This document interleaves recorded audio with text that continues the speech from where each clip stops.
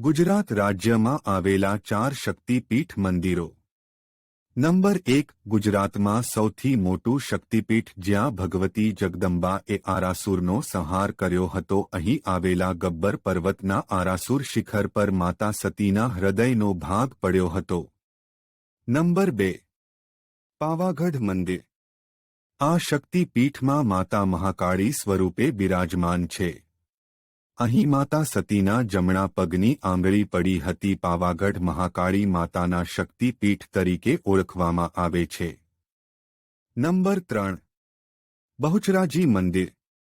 આ શક્તિપીઠમાં માતા બહુચરાજી સ્વરૂપે બિરાજમાન છે. અહીં માતા સતીનો ડાબો હાથ પડ્યો હતો. બહુચરાજી બહુચર માતાના શક્તિપીઠ તરીકે ઓળખવામાં આવે છે.